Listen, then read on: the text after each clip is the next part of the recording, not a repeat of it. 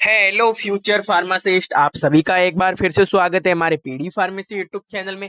देखिए प्यारे दोस्तों, हम आपको बताएंगे कि फार्मा हमारी जो डी फार्मेसी है, उस डी फार्मेसी हमारी सेकेंड सब्जेक्ट है कम्युनिटी फार्मेसी मैनेजमेंट।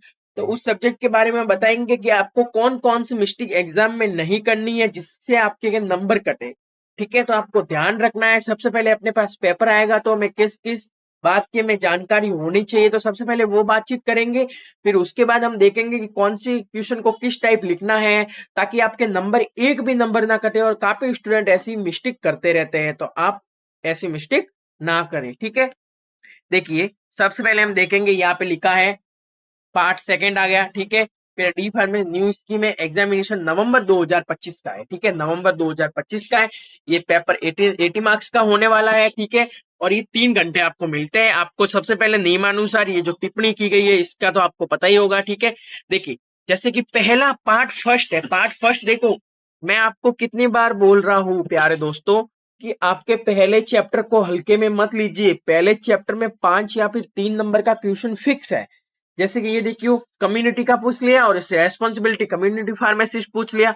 ठीक है, फिर इसी के बारे में आपको सारा कुछ लिखना है। ठीक है प्यारे दोस्तों, फिर इसी के साथ हमारा सेकंड क्वेश्चन है, ये भी बहुत इंपॉर्टेंट क्वेश्चन रहने वाला है। Effect of community skill and effective patient counselling के बारे में आपको बताना है। ठीक है, फिर describe patient counselling in diabetes. Diabetes के अंदर आप पेशेंट काउंसलिंग कैसे करेंगे उसके बारे में बताएं।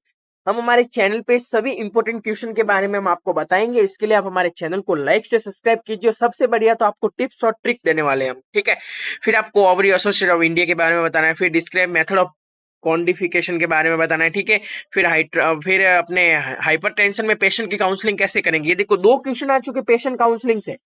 ठीक है, आपको पढ़ना है। पेशेंट काउंसलिंग के बारे में बताएंगे कौन कौन से इंपॉर्टेंट है। फिर requirement of stabilize of retail pharmacy store. अगर आप मेडिकल स्टोर खोलना चाहते हैं, यानी कि रिटेल फार्मेसी स्टोर खोलना चाहते हैं, उसके लिए कौन कौन से स्टेबल फॉर्म नंबर 21 और 22 चाहिएगा अपने को। ठीक है, ये आपको पता ही होगा। ठीक है, 20 या फिर 21 ऐसे ही कोई चाहिए। ठीक है, अभी देखेंगे पार्ट सेकंड में। तो इसके अंदर पूछा गया है ओटीसी। ओटीसी मतलब इसके disadvantage, miss use, abuse of OTC medicine. मतलब काफी लोग क्या करते हैं, ओटीसी मेडिसिन का मिस यूज कर लेते हैं। ठीक है, वो आपके बारे में बताना है।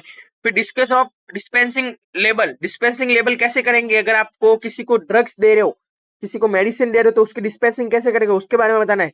फिर financial management of patient counselling के बारे में बताना है। ठीक है, फिर drug store. Discuss about the types of drug store. कौन कौन से ड्रग स्टोर होते हैं, अलग अलग टाइप के होते हैं, आपको पता ही होगा, होलसेल, रिटेल वगैरह इस टाइप से। अब पार्ट ऑफ प्रिस्क्रिप्शन, ये तो 100% प्रश्न पूछे जाता है।